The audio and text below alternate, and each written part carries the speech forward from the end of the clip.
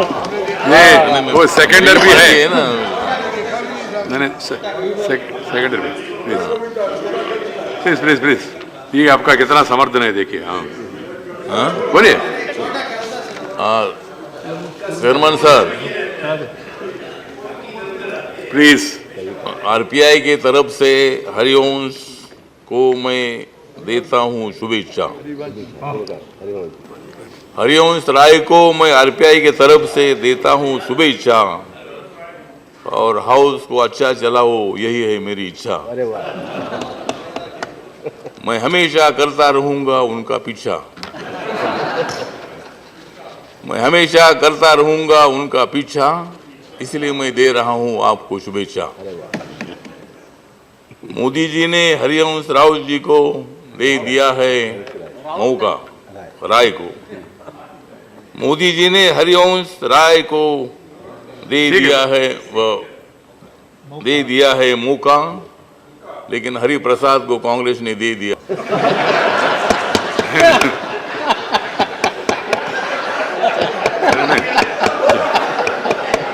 चलो चलो आगे बढ़िए। इस चुनाव में दोनों भी थे हरि। इस चुनाव में दोनों भी थे हरि। हार गया प्रसाद हरि, चुनकर आ गया वंश हरि। ये कविता में ये समस्या विषय पाए के तो हरिवंश जी आप उधर चले गए हैं।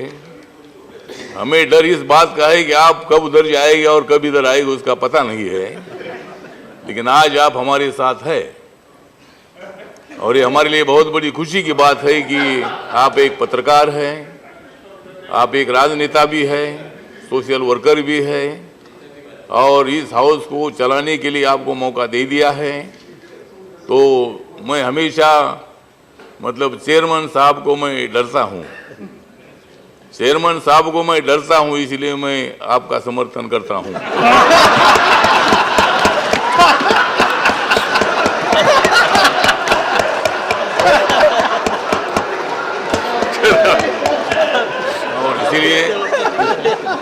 और इसीलिए मतलब मैं आपको मतलब हमारी सभी भारत की अम्बेडकरी जनता की ओर से, रिपब्लिकन पार्टी की ओर से, दलित समाज की ओर से मैं आपको हार्दिक हार्दिक बधाई देता हूं।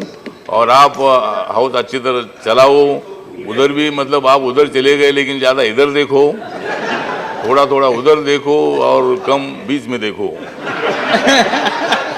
तो ठीक बात है। तो आपको मैं हार्दिक हार्दिक शुभेच्छा देता हूँ, बधाई। धन्यवाद।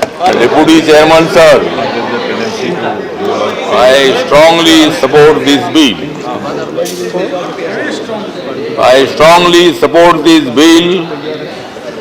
अब जाग जाएगी जम्मू कश्मीर की हिल। अब आतंकवाद हो जाएगा नील, इसलिए मुझे अच्छा हो रहा है आज फिर। आज का दिन नहीं है काला। डिप्टी चेयरमैन सर, आज का दिन नहीं है काला, इसलिए मैं पहनाता हूं नरेंद्र मोदी और अमित शाह को फूलों की माला। अब अलगतावादियों के मुंह को लग जाएगा ताला। अब अलगतावादियों के मुंह को लग जाएगा ताला और आतंकवाद का साफ हो जाएगा नाला। खत्म हो रही है 370 धारा। खत्म हो रही है 370 धारा। अब आतंकवाद पर हो जाएगा जबरदस्त मारा। भारत जिंदाबाद का अब वहां गूंज जाएगा नारा और जाग जाएगा जम्मू कश्मीर सारा। तो सर, ये जो आज का बिल है, ये बहुत दिन पहले ये बिल आने की आवश्यकता थी। एक तो भारत को जब आज़ादी मिली 1947 में, तो सब लोग इतिहास जानते हैं कि हरि सिंह राजा के कब्जे में ये इलाका था और अचानक पाकिस्तान ने कश्मीर पर हमला कर दिया और कश्मीर का 1/3 इलाका अपने कब्जे में ले लिया।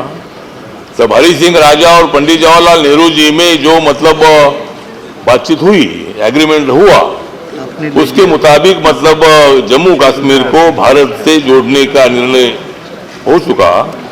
और आप लोग जानते हैं कि तब गोपाल स्वामी अयंगार जी ने संघीय संविधान सभा में धारा 306A, जो बाद में धारा 370 पर बनी, इसका प्रारूप मतलब किया था।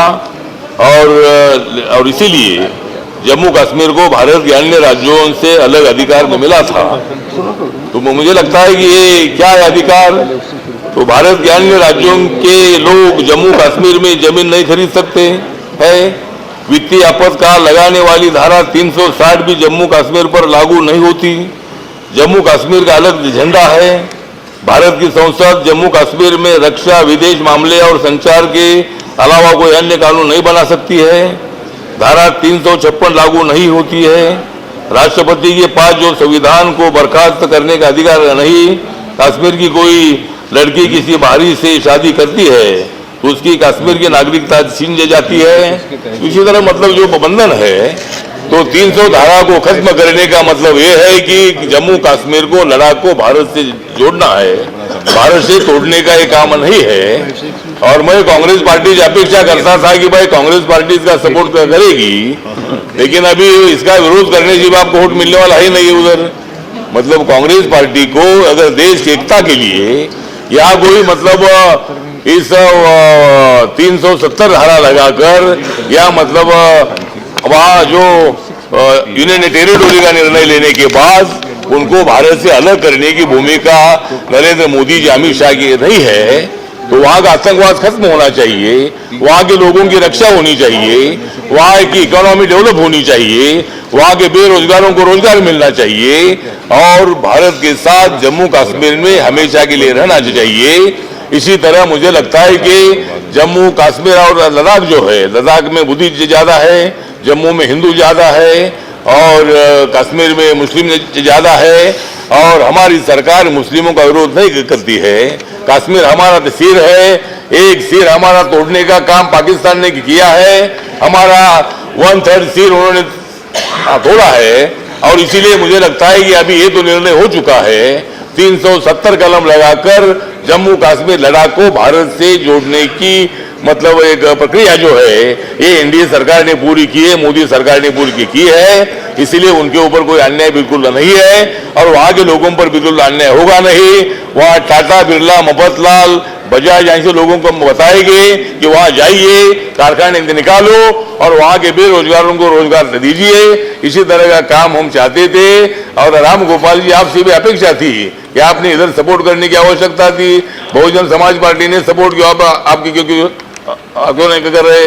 मतलब बीएसपी का और हमारा ज्यादा नहीं जमता है, थोड़ा आपसे थोड़ा जमता है, लेकिन आपने सपोर्ट ठीक बात है। तो इसीलिए थोड़ा जल्दी मतलब आपका कहना है भाई ये थोड़ा बिल आपने जल्दी क्यों लाया? तो जल्दी काम नहीं करेंगे तो हम आगे कैसे बढ़ेंगे? मतलब जल्दी काम करना है तो 2 दिन बाकी है और इसीलिए बिल लाया है इसको कि किसी को मतलब अलग रखने की बात बिल्कुल नहीं है। तो इसीलिए जो मेरी रिपब्लिकन पार्टी ऑफ इंडिया है और बाबा साहब अम्बेडकर जी के संविधान के मुताबिक ही ये मतलब जो नया का कानून है, बाबा साहब अम्बेडकर जी ने नया कानून बनाने का अधिकार पार्लियामेंट को दे दिया है और उसके मुताबिक इस कलम को हटाकर जम्मू कश्मीर को मजबूत करने की भावना से ये बिल लाया है। या कोई पांडेचेरी को तमिलनाडु में जोड़ने का विषय बिल्कुल नहीं है। तमिलनाडु पांडेचेरी को मतलब अलग स्टेट का दर्जा दे दिया है। अभी यूनियन टेरिटोरी वहां करने से और वहां के लोगों की रक्षा करने के लिए, वहां का आतंकवाद खत्म करने के लिए ये निर्णय ले लिया है। इसीलिए मैं इस जो बिल लाया है अमित शाह जी ने, इसका मैं मेरे पार्टी की तरफ से पूरा सपोर्ट करता हूं और कांग्रेस पार्टी को अपील करना चाहता हूं कि गुलाम नबी आजाद जी वहां के मुख्यमंत्री रहे हैं, यहाँ के हेल्थ मिनिस्टर रहे हैं, कांग्रेस पार्टी में उनका बहुत ऊपर का पद है और अभी अध्यक्ष के बारे में मतलब आपको जो अपोजिशन लीडरशिप भी मिली है तो अच्छी बात है। तो इसीलिए आपके बारे में हमको आदर है और आपको मतलब आपका नाम आजाद है, तो जम्मू कश्मीर लद्दाख को आजाद करने की भूमिका हमारी है। हम कोई जम्मू कश्मीर पर कोई आतंक मतलब उधर कोई इमरजेंसी नहीं लगा रहे हैं, वहाँ के लोगों की रक्षा हमको करनी है और इसीलिए ये बिल लाया है। तो आपके तरफ से भी इसका सपोर्ट होने की आवश्यकता थी और आप लोग मतलब वेल में बैठे थे तो बहुत देर तक वेल में बैठे, लेकिन कितना टाइम बैठेंगे? मतलब बैठे यार 1 घंटा। हाँ, मतलब बैठे 1 घंटा आप बैठे तो नहीं, ठीक बात है, आपको अधिकार है, वेल में बैठने का आपको अधिकार है। तो इसी तरह मैं आखिर में इतना ही बताना चाहता हूँ कि नरेंद्र मोदी सरकार ने 370 कलम को हटा दिया है। नरेंद्र मोदी सरकार ने 370 कलम को हटा दिया है और अमित शाह ने कांग्रेस वालों को कुछ टाइम तक वेल में बिठा दिया है और बिठा दिया है। भारत के भारत के लोगों की जो भावना थी, जो मतलब ये अलग 370 नहीं होना चाहिए, उसको हमने मिटा दिया है और पाकिस्तान जिंदाबाद बोलने वालों का नाक कटा दिया है। तो ये काम हम लोगों ने किया है, इसीलिए मैं ये बिल का पूरा समर्थन करता हूँ और भारत मजबूत रहेगा, जम्मू कश्मीर हमारे साथ रहेगा, जम्मू कश्मीर के एक भी आदमी पर आंच नहीं आने देंगे, जो आतंकवादी नहीं है उसका संरक्षण करेंगे और जो आतंकवादी है उसको जेल में डालेंगे। और ये काम करने के लिए ये मतलब हमारा कलम आया है और इसीलिए मैं अमित शाह साहब का आभार व्यक्त करता हूँ कि आपने एक बिल बहुत अच्छा लाया है और देश की एकता को हमको मजबूत करना है, इसीलिए मैं मेरे पार्टी की तरफ से इस बिल का समर्थन करता हूँ। धन्यवाद आपका मनोविज्ञान और मनोरंजन के लिए। चेयरमैन सर, जम्मू कश्मीर में लागू हो रहा है राष्ट्रपति शासन।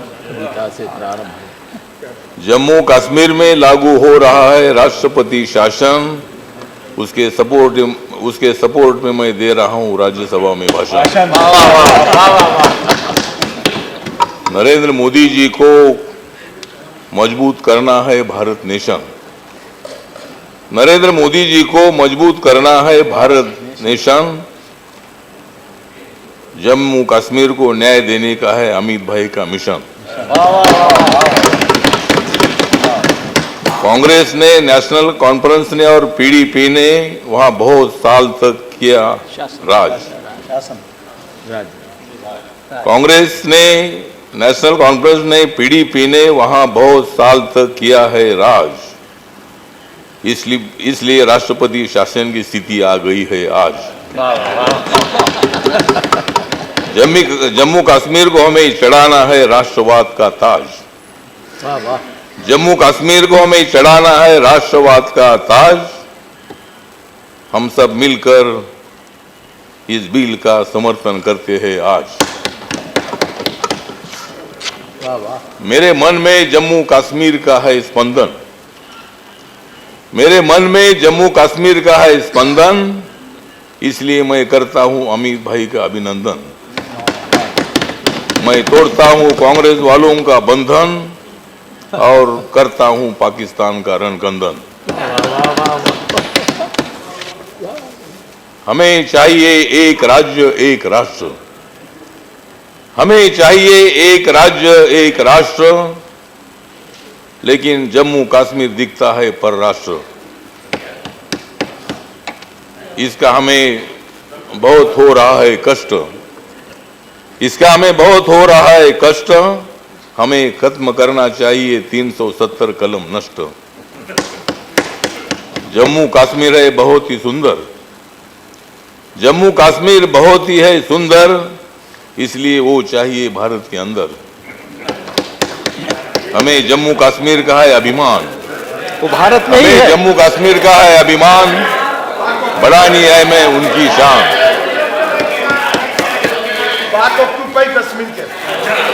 हमें जम्मू कश्मीर का है अभिमान, बढ़ानी है हमें उनकी शान।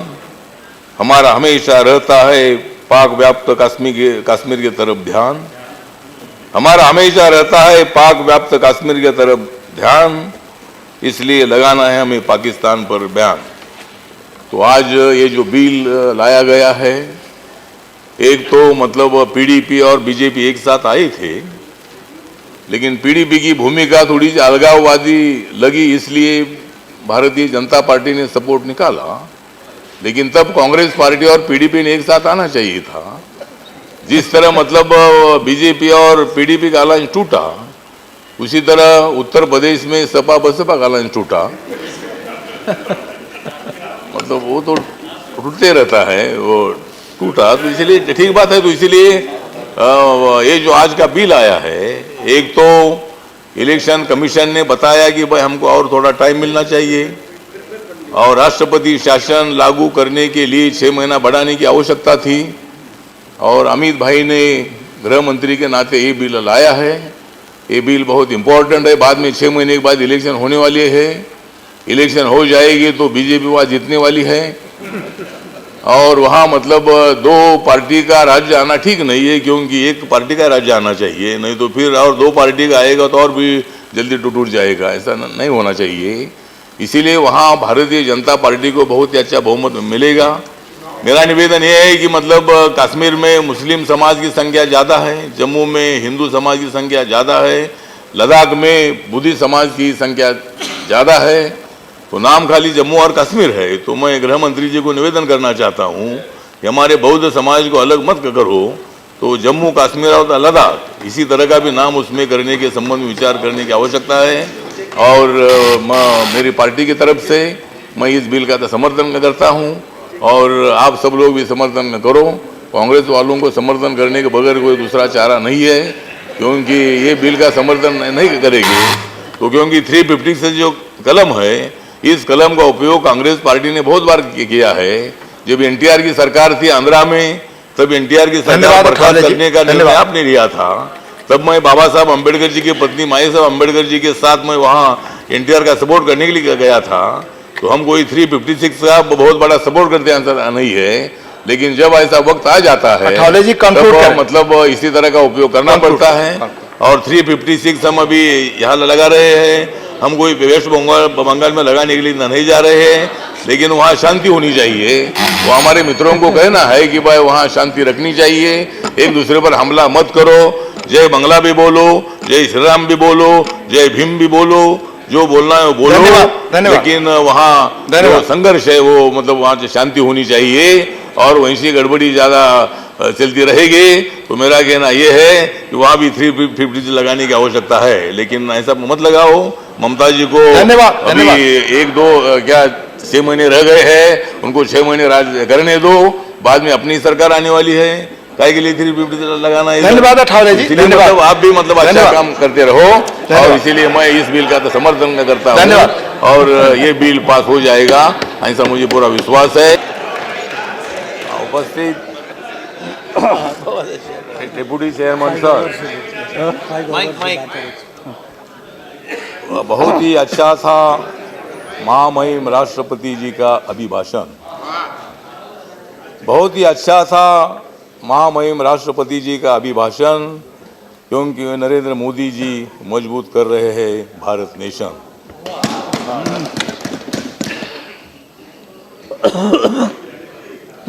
गुलाब नबी आज़ाद जी, आनंद शर्मा जी, अब आप मत लाओ उल्टा सीधा मोशन, आप दोनों मत लाओ उल्टा सीधा मोशन। अब थोड़ा शांति से सुनो मेरा भाषण।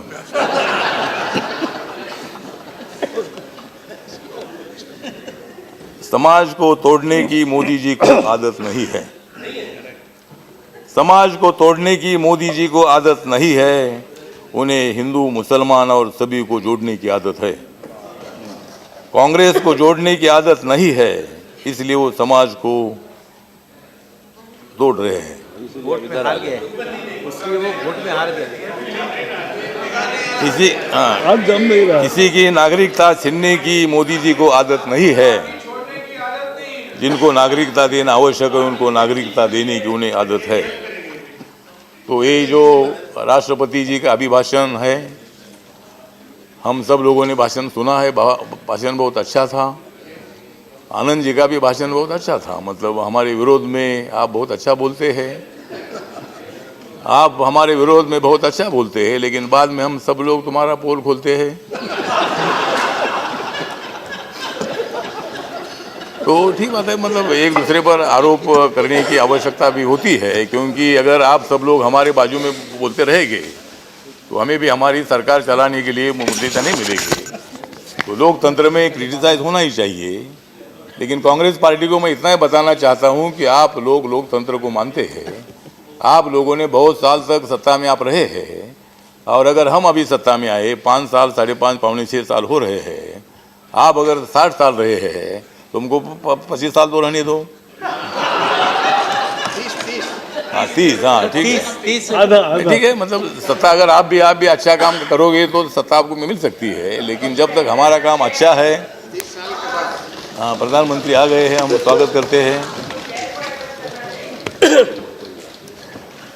तो मतलब जो राष्ट्रपति जी के अभिभाषण में सरकार का जो एजेंडा है, नए भारत का एजेंडा है, भारत को मजबूत करने का एजेंडा है, और सभी दलित है, आदिवासी है, ओबीसी है, हिंदू है, मुस्लिम है, सिख है, ईसाई है, लिंगायत है, जैन है, पारसी है, ऐसे सभी लोगों को न्याय देने की भूमिका हमारी सरकार की है। और मोदी साहब ने कभी किसी धर्म की बात नहीं की है। सबका साथ, सबका विकास और सबका विश्वास, इसी तरह की भूमिका हमारी सरकार की है। और इसीलिए मैं मतलब मोदी जी के साथ हूँ, मैं बीजेपी के साथ हूँ। और इसीलिए मतलब मेरी जो रिपब्लिकन पार्टी ऑफ इंडिया है, बाबा साहब अम्बेडकर जी की पार्टी है। बाबा साहब ने संविधान बनाया है, और इस संविधान को माथा टेक कर नरेंद्र मोदी जी ने शपथ ली है। नरेंद्र मोदी जी ने प्रतिज्ञा की है कि भारत का कोई भी आदमी हो, 134 करोड़ लोगों को न्याय देने की भूमिका मोदी जी की है। और इसीलिए मुझे लगता है कि आप लोगों ने हमको साथ देने की आवश्यकता है। जब आपने अच्छा काम किया था तब ये लोगों ने आपको साथ नहीं दिया था, और अभी क्यों आप विरोध कर रहे हैं? आज भी अगर अच्छा कानून होता है, सीए जो कानून है, आप लोगों ने, हमारी अपेक्षा थी कि कांग्रेस पार्टी ने मतलब जो हिंदू है, बुद्धिस्ट है, सिख है, ईसाई है, पारसी है, जैन है, ऐसे पाकिस्तान, बांग्लादेश और अफगानिस्तान से आए हुए लोगों को नागरिकता देने का कानून है। यहाँ के मुसलमान का जो नागरिकत्व है ये छीनने का कानून नहीं है, लेकिन मुसलमानों को भड़काया गया, मुसलमानों का नुकसान हुआ और इसीलिए मुझे लगता है कि ये कानून का सपोर्ट आपने करने की आवश्यकता थी। जब अच्छा कानून होता है तब आपने सपोर्ट करने की आवश्यकता है, और ऐसा विरोध करते रहोगे तो जिंदगी भर आप उधर ही रहोगे। मतलब नहीं, अगर अच्छा कानून के लिए, और जब 370 है, हमारे गुलाम नबी आज़ाद जी, उनके बारे में हमको बहुत बड़ा आदर है। आप वहाँ के मुख्यमंत्री भी रहे हैं, तो मतलब जिस उमर अब्दुल्ला है, फारूक अब्दुल्ला जी है, मुफ्ती महबूबा है, इनको नजर कैद में रखा है, क्योंकि तो उल्टा सीधा बोलते हैं वो। अगर वो ठीक नहीं बोलेंगे तो उनको नजर कैद में हमने रखा है। अभी तक हमने उनको अंदर नहीं किया है, मतलब अभी नहीं। और इसीलिए, और आपको नहीं, आपको जो लोग 370 का सपोर्ट करते हैं, और आपके बारे में आपको ऐसा नहीं किया है ना, आपको मतलब आपको तो फिर छोड़ दिया हमने, जो कुछ है आप करो। तो इसलिए मुझे लगता है कि अध्यक्ष महोदय, ये जो कानून है 370 का कलम जो है, इस कलम से जम्मू कश्मीर का बड़ा होने वाला है। और इसीलिए मैं ज़्यादा वक्त नहीं लेना चाहता हूँ, लेकिन कांग्रेस पार्टी को मेरा इतना ही निवेदन है कि जब हम अच्छा का कानून बनाएंगे, आपका साथ मिलना चाहिए। आपका साथ नहीं भी मिलेगा तो कानून हम पास करने वाले हैं, क्योंकि हमारे पास में मेजॉरिटी है। और इसीलिए मतलब आप खाली विरोध करके तुम्हारा जो मैंडेट है, उस मैंडेट को धक्का देने का मत करिए। इतना ही मैं आपको निवेदन करता हूँ। धन्यवाद। 2 शब्द खत्म करता हूँ। डिप्टी चेयरमैन सर, सवर्णों को आरक्षण देने की दिखाई है नरेंद्र मोदी जी ने हिम्मत। सवर्णों को आरक्षण देने की दिखाई है नरेंद्र मोदी जी ने हिम्मत, इसलिए 2019 में बढ़ेगी उनकी कीमत। सवर्णों ने भी थी गरीबी की रेखा, सवर्णों में भी थी गरीबी की रेखा, नरेंद्र मोदी जी ने उसको देखा और 10% आरक्षण देने का ले लिया मौका, और 10% आरक्षण देने का ले लिया मौका, लेकिन 70 साल दिया कांग्रेस ने सवर्णों को धोखा। नरेंद्र मोदी जी का कारवां आगे चला, नरेंद्र मोदी जी का कारवां आगे चला, इसलिए गरीब सवर्णों का हुआ है भला। नरेंद्र मोदी जी के साथ दोस्ती करने की मेरे पास है कला।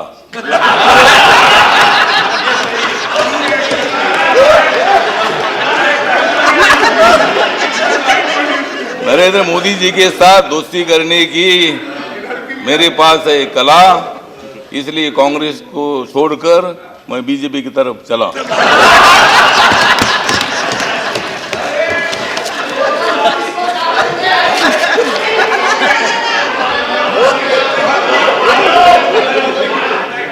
सवर्णों को आरक्षण देकर मोदी जी ने मारा है छक्का।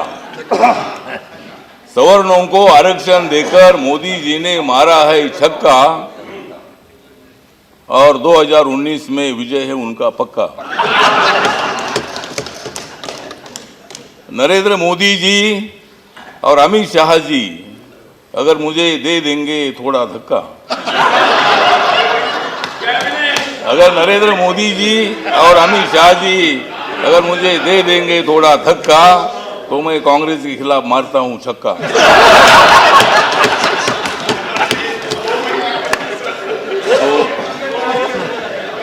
तो आज मतलब ये 124वां अमेंडमेंट बिल जो आ रहा है सवर्णों को आरक्षण देने का, डॉक्टर बाबा साहब अम्बेडकर जी ने आरक्षण दलितों को, आदिवासियों को देने का निर्णय लिया। ओबीसी को आरक्षण मंडल कमीशन के माध्यम से मिला और मैं हमेशा बोलता था कि दलित पर अत्याचार होने का कारण ये है कि सवर्णों को लगता था कि इनको आरक्षण मिलता है, हमको क्यों नहीं मिलता है। और इसीलिए मैं बार बार मांग करता रहा कि SC ST ओबीसी के आरक्षण को धक्का ना लगाकर सवर्णों को आरक्षण दीजिए। और आज ये बिल आ गया है। बिल की चर्चा एक दिन में होती है। आप लोग बोल रहे हैं कि भाई इतने लेट क्यों लाए, इतने लेट क्यों लाया। तो चुनाव नजदीक आ गया तो लेट बिल लाने की आवश्यकता थी। और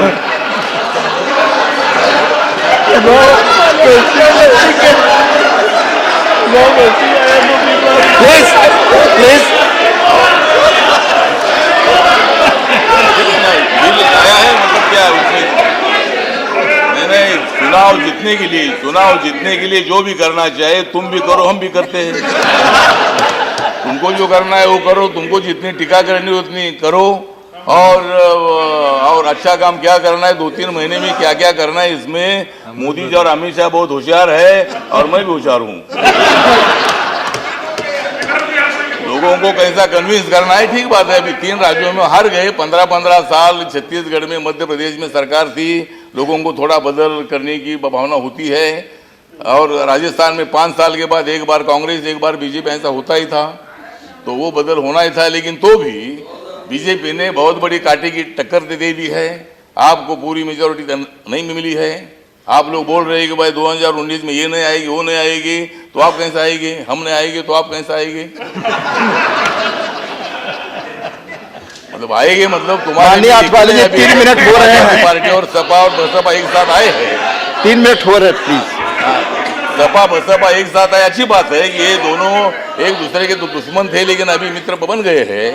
शुरू में कांशीराम जी और मुलायम सिंह यादव जी एक साथ आए थे, उन्होंने एक साथ रहना चाहिए था लेकिन वो आपस में एक दूसरे के खिलाफ से चले गए। अभी साइकिल और हाथी एक साथ आया है। अभी साइकिल पर हाथी बैठता है कि नहीं मतलब जो भी है, लेकिन आप लोग आए गए, ठीक बात है। आप कोशिश करो।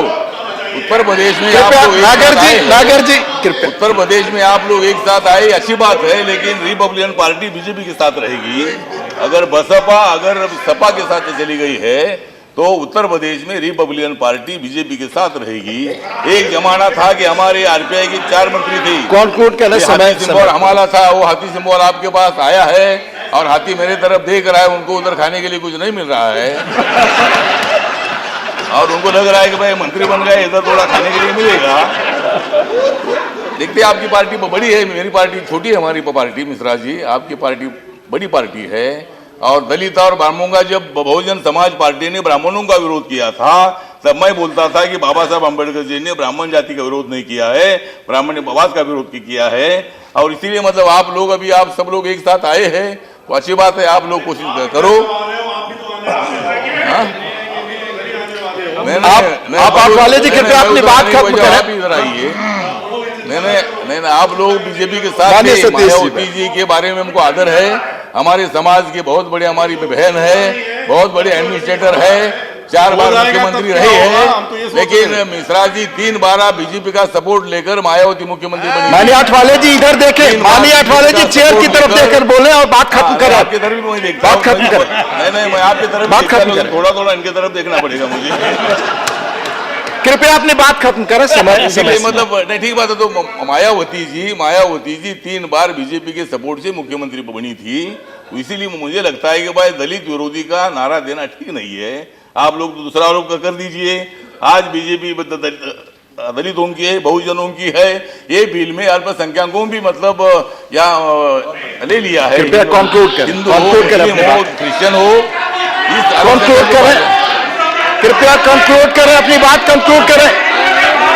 कृपया आठवाले जी आप चेयर की ओर देखकर अपनी बात खत्म करें।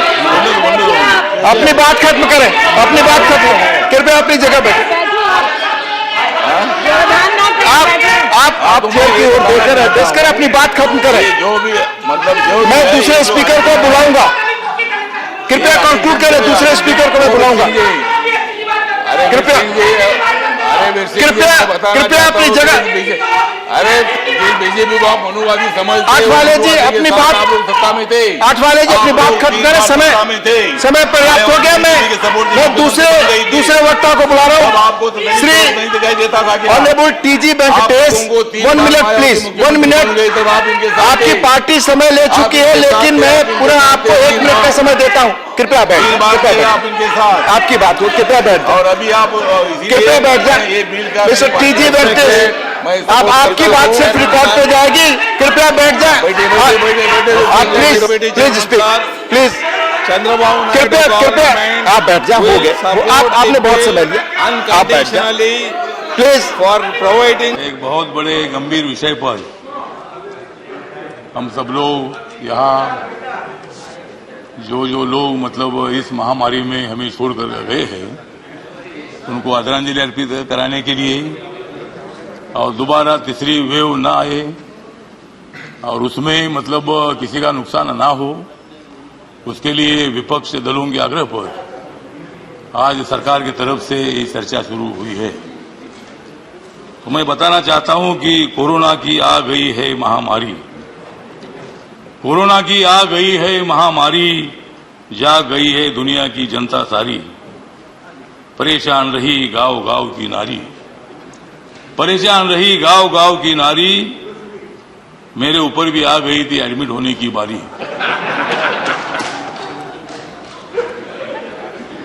सभी देश ने बजाई थी मोदी जी के आह्वान पर, सभी देश ने बजाई थी ताली। फिर सरकार को क्यों दे रहे हो गाली? सारे देश ने बजाई थी ताली, फिर सरकार को क्यों दे रहे हो गाली? कोरोना की वो रात थी बहुत ही काली, कोरोना की वो रात बहुत ही थी काली। फिर हमारे सरकार को क्यों दे रहे हो गाली? कोरोना को मत डरोना, कोरोना को मत डरोना, कोरोना से मत हरोना, कोरोना को जल्दी मारो ना, कोरोना को बर्बाद करो ना। प्लीज करो। नरेंद्र मोदी जी ने कोरोना काल में बहुत ही काम किया था अच्छा, इसलिए खुश है गांव गांव की मां और बच्चा। नरेंद्र मोदी जी मानुष बहुत ही है सच्चा, नरेंद्र मोदी जी मानुष बहुत ही है सच्चा, राजनीति में वो नहीं है कच्चा। धन्यवाद तो आज आपका। यहाँ 2 मिनट सर। हम धन्यवाद। लोग यहाँ है इस विषय पर चर्चा कर रहे हैं। धन्यवाद। जिन जिन लोगों ने, डॉक्टरों ने, नर्सेस है, म्यूनिसिपैलिटी के वर्कर है, वार्ड बॉय है, पुलिस है, ऐसे सभी लोगों ने मतलब अपनी जिंदगी का विचार ना करते हुए लोगों की सेवा की है। मैं भी 11 दिन तक बॉम्बे हॉस्पिटल में एडमिट था और मुझे भी मतलब मैंने बोला था गो कोरोना गो, फिर कोरोना मेरे पास ही आ गया। धन्यवाद माननीय अठावले जी। मतलब मैंने कोरोना को बोला था गो कोरोना। धन्यवाद। फरवरी 2020 को मुंबई के गेटवे ऑफ इंडिया के पास मैंने चाइना के एम्बेसडर को लेकर एक रैली निकाली थी और मैंने नारा दिया था गो कोरोना गो कोरोना, कोरोना गो कोरोना गो, और कोरोना मेरे पीछे पड़ गया। मैं देख रहा हूं कि भाई मेरे किसने कौन से आदमी ने मुझे हाथ लगाया। माननीय अठावले जी आपका समय खत्म हुआ। मैं दूसरे स्पीकर को बुला रहा हूं। ठीक बात है। सभी लोग जो है जिनको कोरोना हुआ नहीं उनको भी मैं हार्दिक बधाई देता हूं। धन्यवाद। और हम सब लोग मिलकर इसमें राजनीति ना धन्यवाद। नरेंद्र मोदी धन्यवाद। जी के बारे में अच्छा सोचे, धन्यवाद। के बारे में अच्छा सोचते हैं। धन्यवाद। आपको मतलब अगर सत्ता में धन्यवाद, आने तो आइए। धन्यवाद, धन्यवाद। लेकिन जब तक धन्यवाद। नरेंद्र मोदी जी है तब तक सत्ता में आने का उतना धन्यवाद। आप में नहीं है। माननीय अटल बिहारी वाजपेयी की जब सरकार थी, आठवले जी इसी एक तरह का मिनट में अविश्वास का प्रस्ताव आया था। तो आज मतलब राहुल गांधी जी ने बहुत डैशिंगली भाषण किया और आज राहुल गांधी ने प्रधानमंत्री जी के गले को मिलाया गला। ले करना है। आज राहुल गांधी जी ने प्रधानमंत्री जी के गले को मिलाया गला, लेकिन नरेंद्र मोदी जी के पास है कांग्रेस को हराने की कला।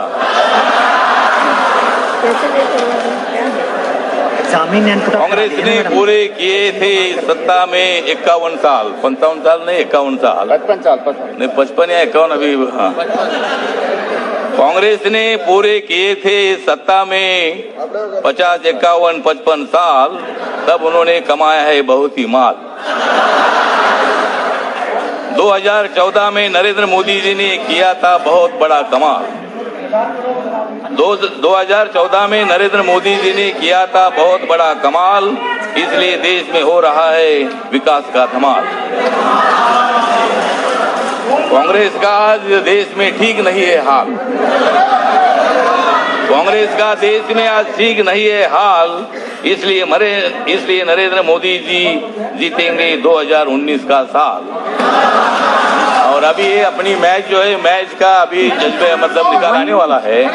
और जो 2020 मैच है, राहुल गांधी जी ने आज अच्छे रन निकाले हैं, लेकिन अभी नरेंद्र मोदी जी की बारी है। और नरेंद्र मोदी जी हमारी टीम के कैप्टन है, वो विराट कोहली है। वो एक बार मतलब नरेंद्र मोदी जी विराट कोहली है, मैं भी एक प्लेयर हूँ।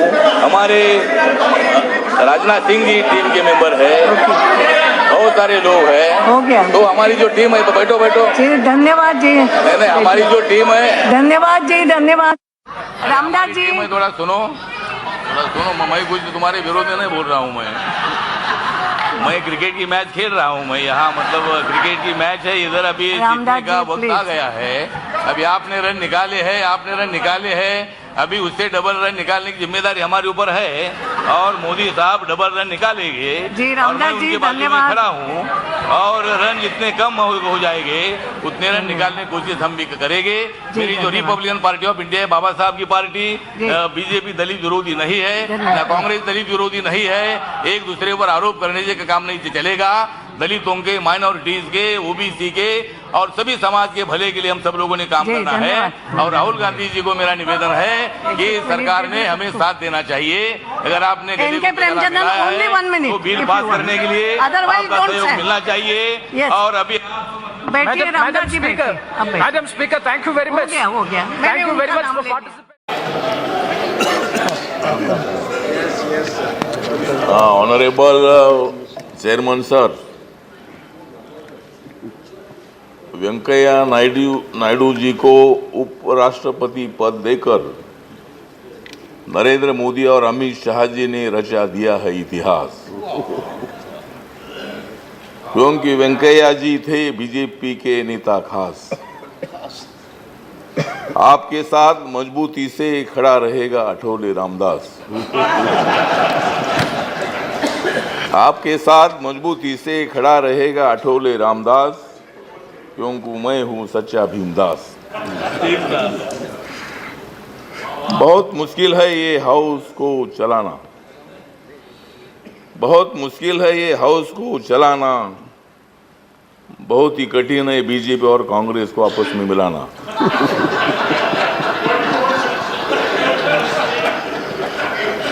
लेकिन हर बार मुझे बोलने के लिए बुलाना,